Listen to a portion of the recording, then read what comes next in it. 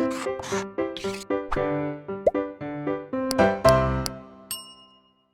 Everyone, मैं सुरभि गुप्ता हमारे YouTube channel blueprint digital में आपका स्वागत करती हूँ।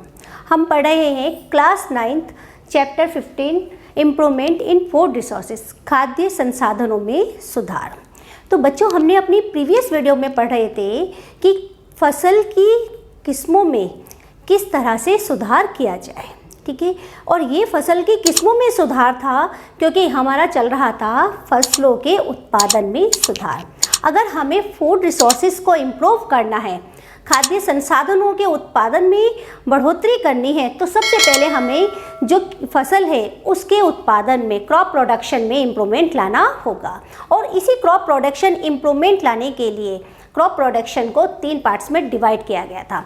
फर्स्ट था हमारा क्रॉप, जो फसल है उसकी किस्मों में सुधार करना, कि फसल को किस तरह से उसकी किस्मों में सुधार किया जाए। फसल की किस्म सुधार करना मतलब उनकी हाई गुणवत्ता, उनकी गुणवत्ता किस तरह से उच्च गुणवत्ता हो, उनका हाई प्रोडक्शन हो, किस तरह से उत्पादन ज़्यादा हो, उनमें जो प्रतिरोधक क्षमता है, जैविक प्रतिरोधक क्षमता या अजैविक प्रतिरोधक क्षमता, वो किस तरह से ज़्यादा बढ़ जाए, उनको बढ़ोतरी करना, उनकी मैच्योरिटी का टाइम को कम करना कि बहुत कम टाइम में वो परिपक्व हो सके, ठीक है। इस तरह से वो हमारी थी फसलों की किस्मों में सुधार। अब हमारा नेक्स्ट जो आता है वो होता है फसल उत्पादन प्रबंधन, ठीक है। तो क्रॉप प्रोडक्शन मैनेजमेंट, और उसके बाद होगा क्रॉप को सुरक्षा करना, ठीक है ना, फसल सुरक्षा प्रबंधन। तो आज हम पढ़ते हैं फसल उत्पादन प्रबंधन। Okay students, my dear friends, welcome. तो बेटा, जो फसल उत्पादन फसल प्रोडक्शन मैनेजमेंट है, ये क्या है, इसे हम कैसे डिफाइन कर सकते हैं। तो जैसा कि हम सबको पता है, हमारा देश कैसा है, हमारा देश कृषि प्रधान देश है, ठीक है। और हमारे देश की तरह कई और भी अनेक देश हैं जो कृषि पे डिपेंड है। और हमारे देश में लगभग 55% रोजगार कैसा है, खेती से डिपेंड है, ठीक है। 55% रोजगार खेती देती है, फसल देती है। अब जिस तरह से जनसंख्या बढ़ रही है, एकदम बहुत ज़्यादा बढ़ रही है, तो उसी जनसंख्या के बढ़ने के कारण प्रोडक्शन भी बढ़ना चाहिए। अगर देश को, हमारे देश को जो अनेक देश हैं उनके साथ फाइट करनी है, चुनौतियों से सामना करना है, तो उसको अपनी कृषि के साथ उत्पादन में बढ़ोतरी करनी होगी, जिससे वो देश हमारा कैसा हो सके, मजबूत हो सके। तो उसको उत्पादन बढ़ाने के लिए जो नियम बनाए गए, उसमें फसल को उत्पादन जरूर करना है। कैसे, देखिए, हमारे देश में क्या है कि हर तरह का कृषि होती है। खेत भी कोई छोटे छोटे खेतों से लेके बहुत बड़े बड़े फार्म हाउस तक खेती होती है।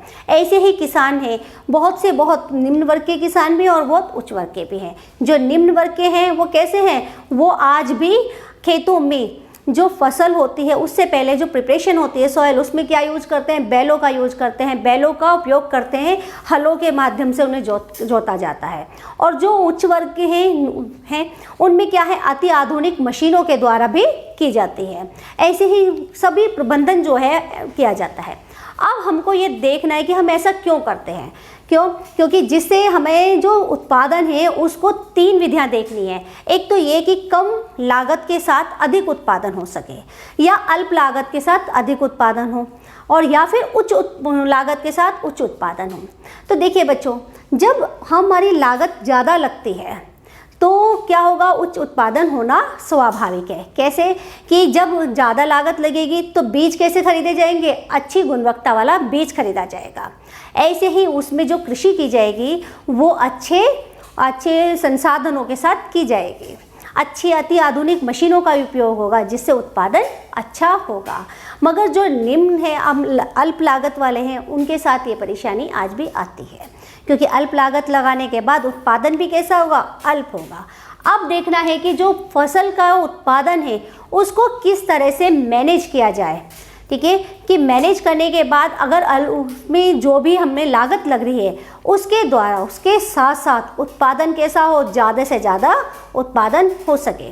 तो अब ये लागत के साथ देखा जाता है कि जो फसल है उसका उत्पादन है, उसको सब कुछ देखने के बाद, उनको विज्ञान सम्मत देखकर, और जिससे उत्पादन अधिक हो, तो उस पहलुओं को विचार करने के बाद उनको 3 उपशीर्षकों में बांटा गया, या ये कहिए 3 पार्ट्स में डिवाइड किया गया।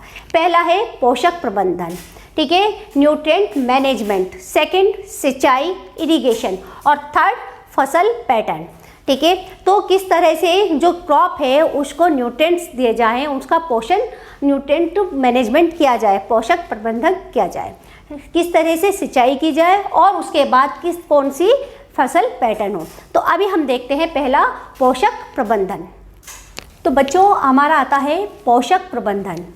तो जैसे एनिमल मनुष्य अपनी लाइफ को चलाने के लिए उनको न्यूट्रिएंट्स की आवश्यकता होती है, ऐसे ही हरे पौधों को भी अपनी जीवन को चलाने के लिए, अपनी जीवित अवस्था को बनाए रखने के लिए, वृद्धि करने के लिए, अपने जीवन चक्र को चलाने के लिए, पूर्ण करने के लिए बहुत सारे न्यूट्रिएंट्स की आवश्यकता होती है, ठीक है।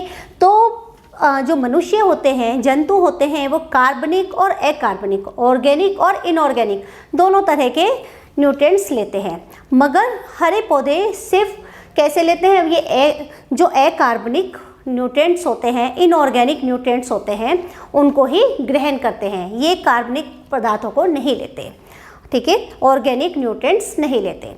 तो पौधे जो होते हैं, जो न्यूट्रिएंट्स लेते हैं, वो होते हैं 16 तरह के, ठीक है। तो ये 16 तरह के न्यूट्रिएंट्स होते हैं जो प्लांट्स के लिए अति आवश्यक होते हैं, जिसमें से ये 3 प्रकार से लेते हैं। कहाँ कहाँ से लेते हैं? ये लेते हैं अपना जल से, हवा से और मृदा से, ठीक है, जल से, हवा से और मृदा से। अब ये हवा से कौन कौन सी लेंगे, जल से कौन से लेंगे और मृदा से कौन से लेंगे? तो देखिए, जो पौधों ने जल से ये लेंगे अपना हाइड्रोजन, ठीक है, ये हाइड्रोजन लेते हैं, या आप इसे कहिए H मॉलिक्यूल जो है हाइड्रोजन, ये लेंगे जल से।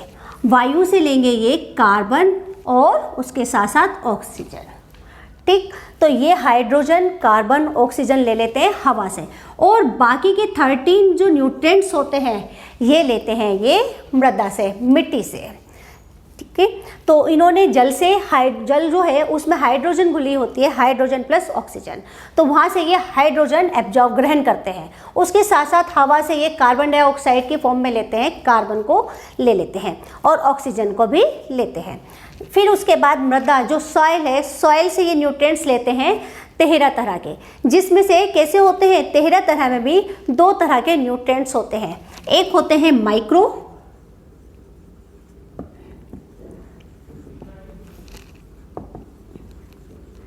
और एक होते हैं मैक्रो।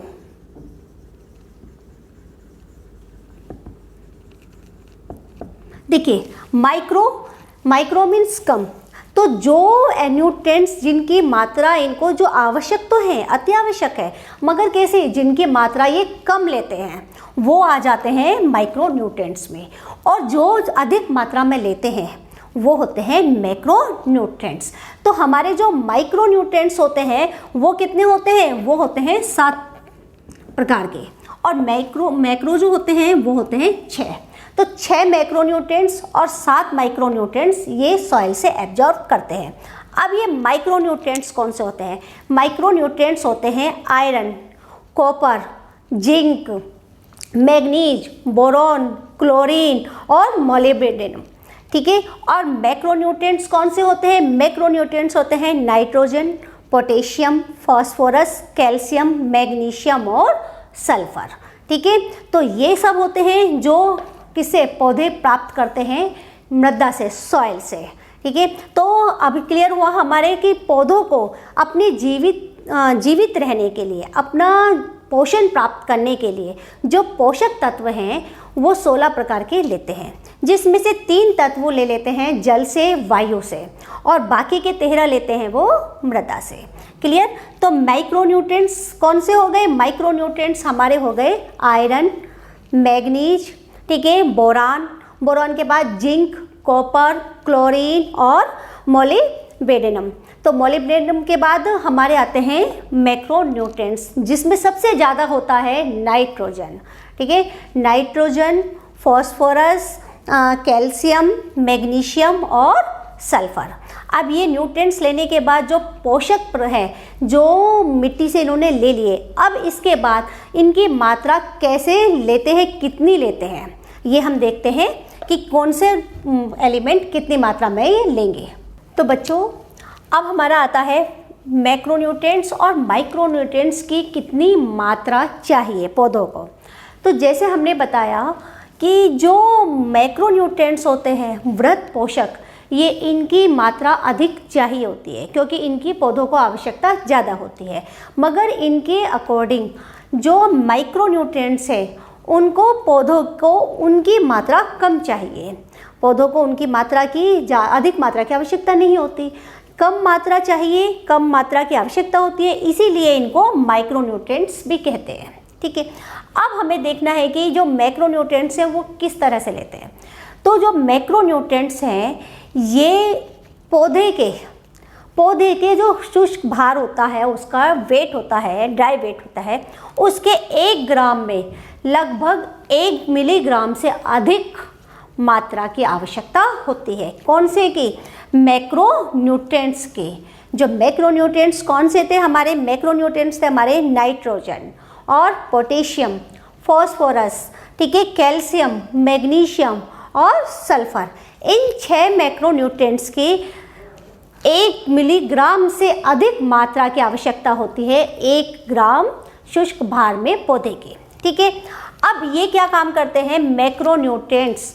ये पौधों की संरचनात्मक क्रिया जो होती है उस या संरचनात्मक घटक का काम करते हैं, कंपोनेंट होते हैं जो उनके संरचनात्मक घटक के रूप में काम करते हैं। और दूसरे होते हैं सूक्ष्म पोषक। ये उनकी संरचनात्मक में कोई भाग नहीं करते। ये क्या काम करते हैं? ये एंजाइम क्रिया में भाग लेते हैं, या ये कहिए, और इसके साथ साथ जो इलेक्ट्रॉन होते हैं वो अभिगमन, जो इधर से उधर जाते हैं इलेक्ट्रॉन्स, उनके अभिगमन में भी भाग लेते हैं। कौन से? जो 7 जो आपके सूक्ष्म न्यूट्रिएंट्स या सूक्ष्म पोषक, ठीक है, माइक्रोन्यूट्रिएंट्स जो हैं, जो 7 माइक्रोन्यूट्रिएंट्स रहते हैं वो क्या करते हैं? एंजाइम क्रिया में भाग लेंगे या फिर इलेक्ट्रॉन अभिगमन में पार्टिसिपेट करते हैं। तो अब ये जो 7 न्यूट्रिएंट्स हैं, कौन कौन से थे हमारे 7 न्यूट्रिएंट्स? हमारे थे आयरन, मैग्नीज, बोरॉन, ठीक है, जिंक, कॉपर और मोलिब्डेनम और उसके साथ साथ क्लोरीन। इनकी मात्रा कितनी चाहिए? इनकी मात्रा चाहिए 1 ग्राम शुष्क भार में 1 मिलीग्राम से कम। ठीक है, यहाँ पर मैक्रो की 1 मिलीग्राम से ज़्यादा और माइक्रो की 1 मिलीग्राम से कम। ठीक है, तो हमें माइक्रोन्यूट्रिएंट समझ में आए। इसके साथ साथ एक बात और ध्यान रखिएगा, अभी हमने आपको बताया कि जो कार्बन है और ऑक्सीजन है ये कहाँ से लेते हैं पौधे? ये पौधे लेते हैं वायु से, और जल से लेते हैं वो हाइड्रोजन। तो जल में जो बनता है वो हाइड्रोजन और ऑक्सीजन के मिलने से बनता है। ठीक है, उसमें ऑक्सीजन, मगर बच्चों जल में ऑक्सीजन तो घुली है, मगर हरे पौधे कभी भी जल से ऑक्सीजन को नहीं लेते। क्यों नहीं लेते? क्योंकि जो वाटर है, जल है, वो एक क्रियाकारी पदार्थ के रूप में काम करता है। कब? जब प्रकाश संश्लेषण की क्रिया होती है। तो जब प्रकाश संश्लेषण की क्रिया होगी तो एक क्रियाकारी पदार्थ हो गया जल, उसमें ऑक्सीजन मुक्त हो जाती है उस क्रिया में। तो इस कारण क्या करते हैं, जो पौधे, हरे पौधे हैं, वो ऑक्सीजन जल से प्राप्त नहीं कर पाते, बल्कि तो वो थोड़ी सी ऑक्सीजन मृदा से भी ले सकते हैं, सॉइल से भी ले सकते हैं। कैसे? नाइट्रेट के फॉर्म में। जब नाइट्रेट लेते हैं, नाइट्राइट लेते हैं या सल्फेट लेते हैं तो उसके साथ साथ वो ऑक्सीजन को एब्जॉर्ब कर लेते हैं। ठीक है, तो अब हमारी जो मिट्टी है, सॉइल है, उसमें इतने न्यूट्रिएंट्स का होना आवश्यक है। अगर ये न्यूट्रिएंट्स कम हैं, जो हमें 1 मिलीग्राम से अधिक चाहिए, अगर वो पूरी मात्रा में नहीं मिल रहा है, ठीक है, तो क्या होगा? ये हमारे पौधे के संरचना पे भी, संरचनात्मक जो है उसके कार्य की, जो उसकी फिजियोलॉजी है वो उस पर भी इफेक्ट डालेगा, उस पर भी प्रभाव डालेंगे। उसके साथ साथ पौधे की वृद्धि पर, उसके जनन पर, इन सब पर भी उसका बहुत अधिक प्रभाव पड़ता है। ठीक है, तो जब पौधों, इसमें हम बात कर रहे हैं पोषक प्रबंधन की, तो पोषक प्रबंधन में हमें ये देखना ज़रूरी हो जाता है कि जो सॉइल काम कर रहे हैं, जिस सॉइल पे उत्पादन हो रहा है, फसल उत्पादन किया जा रहा है, उस सॉइल में ये जो तहरे न्यूट्रिएंट्स हैं ये भी पर्याप्त मात्रा में हों। ठीक है, उनका सॉइल की जांच की जाए कि ये पोषक तत्व पूरे हैं या कम हैं। अगर इनमें पूरे नहीं हैं तो वो उसको प्रजनन में बाधा डालेंगे, उनकी वृद्धि में पौधों की, या उत्पादन में, जो फसल का उत्पादन है उसमें बाधा आएगी। तो उसको ये जो न्यूट्रिएंट्स हैं, ठीक है, इनको पूरा करने के लिए सॉइल में न्यूट्रिएंट्स ऐड किए जाते हैं। ठीक है, अगर ये मैक्रो न्यूट्रिएंट्स जो चाहिए वो कम है, नाइट्रोजन कम है, उसमें फॉस्फोरस कम है, ठीक है, पोटेशियम कम है, कैल्शियम कम है, मैग्नीशियम कम है वहाँ के सॉइल में, या सल्फर कम है, तो क्या किया जाता है, ये एडिशन किए जाते हैं, ये ऊपर से मिलाए जाते हैं। अब ये जो न्यूट्रिएंट्स हैं ये किस प्रकार मिलाए जाते हैं? तो बच्चों, न्यूट्रिएंट्स मिलाए जाते हैं खाद के या उर्वरक के रूप में। ठीक है, तो खाद और उर्वरक है, जो मैन्योर है या फर्टिलाइज़र है, उसका क्या फ़ायदा होता है? उसका कार्य होता है मिट्टी में जो न्यूट्रिएंट्स हैं, पोषक तत्व हैं, उनकी पूर्ति करना, जो कम है उनकी पूर्ति करना, जिससे पौधों को अपने पर्याप्त मात्रा में जितनी आवश्यकता है उस आवश्यकता के अनुसार पर्याप्त मात्रा में पोषक तत्व प्राप्त हो सके।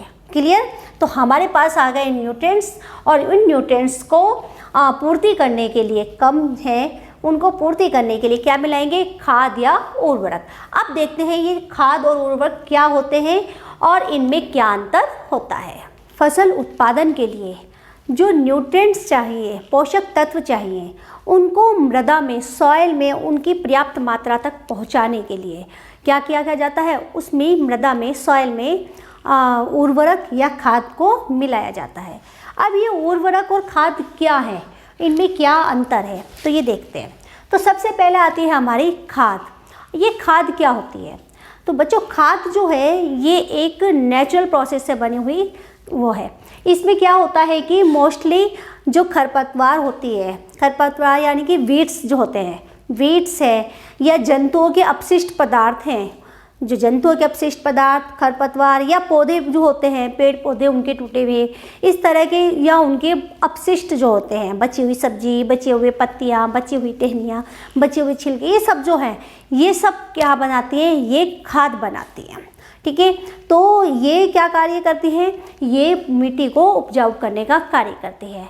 और बच्चों, मगर इनमें एक बात है कि जब ये बन रही है, किससे बन रही है? ये पौधों के अपशिष्ट से बन रही है, जंतुओं के अपशिष्ट से बन रही है, तो इनमें कार्बनिक पदार्थ की मात्रा बहुत ज़्यादा होती है और अकार्बनिक पदार्थों की मात्रा कम होती है। ठीक है, अब हमने कहा कि जो पौधे होते हैं, हरे पौधे, वो कार्बनिक पदार्थों को ग्रहण नहीं करते, वो अकार्बनिक पदार्थों को ग्रहण करते हैं।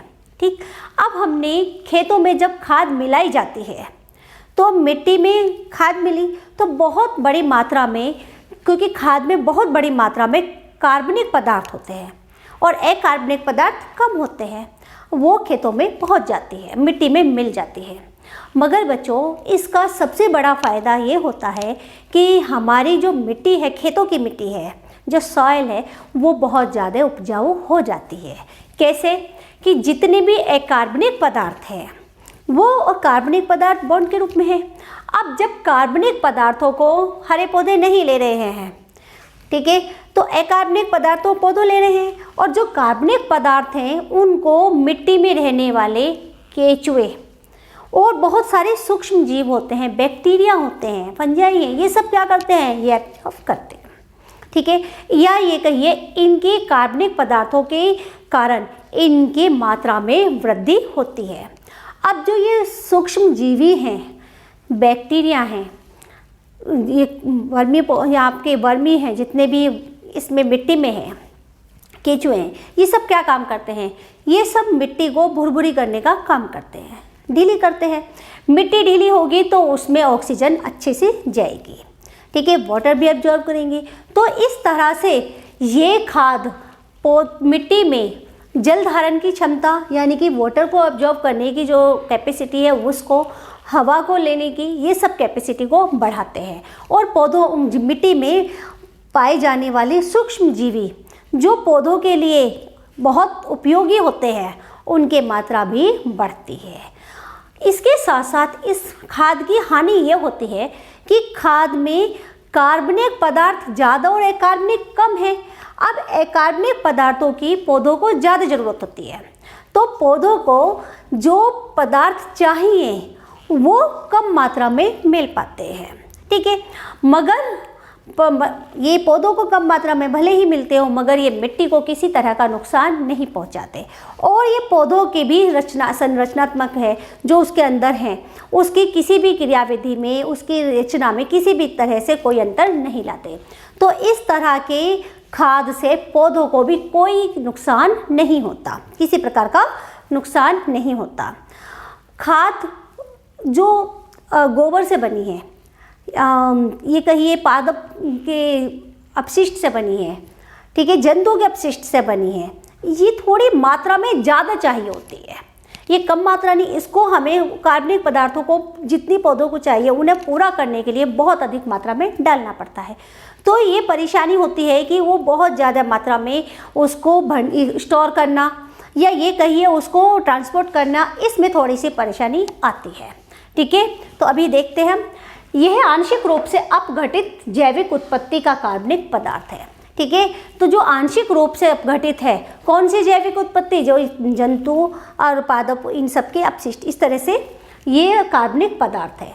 इसमें अकार्बनिक पोषकों की मात्रा कम होती है। ठीक है, और अकार्बनिक कम होती है और कार्बनिक जो होते हैं न्यूट्रिएंट्स, ऑर्गेनिक न्यूट्रिएंट्स बहुत ज़्यादा पाए जाते हैं। ठीक है, इसमें कोई स्पेसिफिक न्यूट्रिएंट्स नहीं होता। ठीक है, इनमें स्पेसिफिक न्यूट्रिएंट्स प्रेजेंट नहीं है और इनमें की मात्रा जो क्वांटिटी है वो बहुत ज़्यादा आवश्यकता होती है, अधिक मात्रा में इनकी आवश्यकता होती है। उसके साथ साथ ये कैसे हैं, ये किसी भी तरह के पॉल्यूशन को नहीं फैलाते, ये पॉल्यूशन फ्री है। इसके साथ जो अपशिष्ट आ रहा है उसको भी रिसाइकल कर देते हैं। ठीक है, गोबर आया, पादपों के बचे हुए आया, अपशिष्ट आए पादपों के, ठीक है, खरपतवार आई, वीड्स आए, उनको भी इन्होंने रिसाइकल कर दिया, खाद बनी और पौधों के काम आ गई। ठीक है, तो ये पारिस्थितिक मित्र है और इसी वजह से जो मैंने आपको भी कारण बताया, उसके कारण ये क्या करते हैं, जल एब्जॉर्ब करने की और उसमें मिट्टी में पानी की और हवा की, वायु की मात्रा बढ़ाते हैं। ये पौधों को पोषक तत्व धीरे धीरे देते हैं, क्योंकि जैसे जैसे कार्बनिक उससे हटेगा, जो जंतु लेंगे, जो उसमें सूक्ष्म जीवी हैं, तो ये कार्बनिक अलग होते हैं और वो पौधों को मिलते हैं। तो जो पौधों को कम मात्रा में मिलते हैं, धीरे धीरे मिलते हैं, इसलिए ये उनकी वृद्धि पर, उनकी ग्रोथ पर, उत्पादन में कोई प्रभाव नहीं डालते, उनकी गुणवत्ता पे कोई प्रभाव नहीं डालते। ठीक है, और इसके कारण पौधों को कोई नुकसान नहीं होता, उसके साथ साथ मिट्टी की उपजाऊ या उर्वरता पे भी कोई अंतर नहीं आता। ठीक है, तो मिट्टी भी सही रहती है। अब ये कौन कौन से होते हैं, जैसे कंपोस्ट, वर्मी कंपोस्ट और हरी खाद। अब ये कंपोस्ट, वर्मी कंपोस्ट, हरी खाद क्या है, तो कंपोस्ट होते हैं जो प्राकृतिक तरीके से बना दिए जाते हैं, जैसे जो जंतुओं के अपशिष्ट हैं उसको, या फिर पादपों के अपशिष्ट हैं, बचे हुए पौधे हैं, बची हुई पत्तियां हैं, टूटी फूटी सब हैं, और उसके साथ साथ खरपतवार है, उनको एक बड़ा गड्ढा करके मिट्टी में उसमें दबा दिया जाता है। ठीक है, उसे बंद कर दिया जाता है। अब जो मिट्टी के अंदर सूक्ष्म जीवी हैं, जो वर्म है, उसके अंदर वर्मी हैं, ये सब क्या करते हैं, वो जो सूक्ष्म जीवी अंदर हैं ऑलरेडी अपने आप हैं, वो अपने उससे मिट्टी में खाद का रूप बना लेते हैं और 6 से 8 महीने बाद वो खाद बन जाती है, जिसको कहते हैं कंपोस्ट। क्लियर। अब आता है वर्मी कंपोस्ट। वर्मी कंपोस्ट में क्या करते हैं कि यही सब पदार्थों को गड्ढे में जब दबाते हैं तो उसमें कुछ केचुआ, जो केचुए हैं, उनकी विशेष प्रजाति होती है। ठीक है, जिसे रेड वर्म वगैरह, रेड वर्म कहते हैं, रेड वर्म को उसके अंदर छोड़ दिया जाता है, उसमें मिला दिए जाते हैं, जिसके कारण वो बहुत अधिक स्पीड से उसको खाद के रूप में कन्वर्ट कर देते हैं। अब ये जो कंपोस्ट है, खाद है, ये वर्मी के द्वारा बनी है, तो इसीलिए इसका नाम रख दिया वर्मी कंपोस्ट। क्लियर हुआ। ऐसे ही हरी खाद।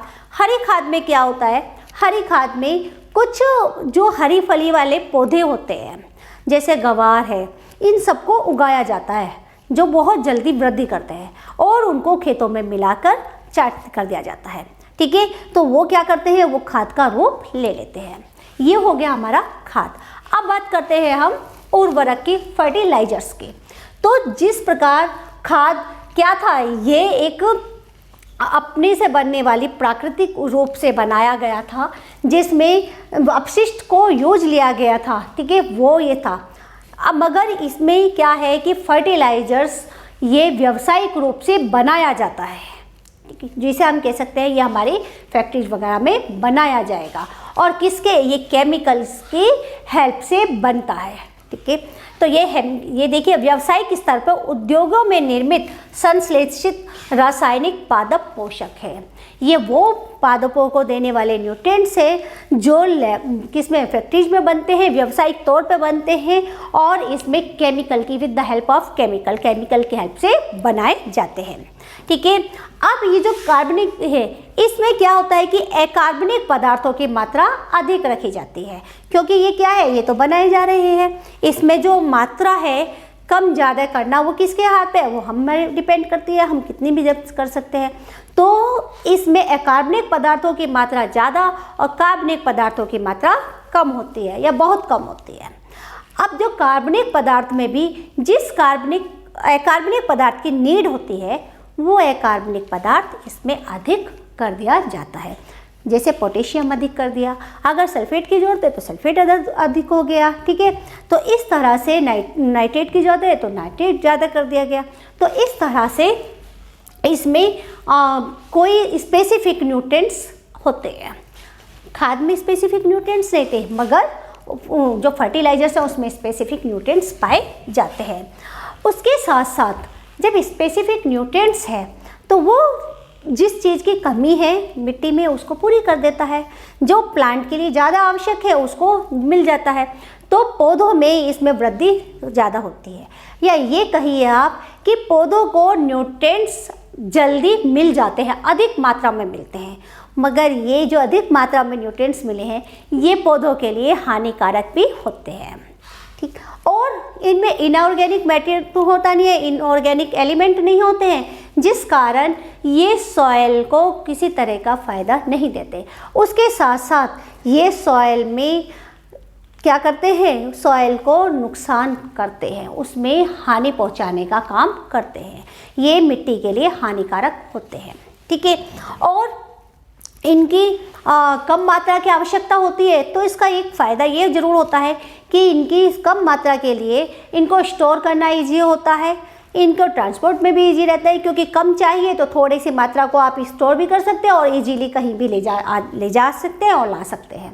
ठीक है, तो ये इसका बेनिफिट होता है। पौधों की फसल की उत्पादकता भी बढ़ती है, पौधों की वृद्धि भी जल्दी होती है। उसके साथ साथ मगर ये सॉइल को के लिए नुकसानदायक होते हैं और सॉइल के साथ साथ ये पॉल्यूशन भी फैलाते हैं। एयर पॉल्यूशन में भी वाटर पॉल्यूटेंट, ये एयर पॉल्यूटेंट का वाटर पॉल्यूटेंट के काम भी करते हैं। ठीक है, अब ये मृदा की जो सॉइल है उसके जो कंपोजिशन है, सॉइल में पाए जाने वाले न्यूट्रिएंट्स का उसका जो अपना कंपोजिशन है, बनावट है, उसको भी बिगाड़ देते हैं। ठीक है, उसको खराब कर देते हैं, जिस कारण ये सॉइल को नुकसान पहुंचाते हैं, नुकसानदायक होते हैं।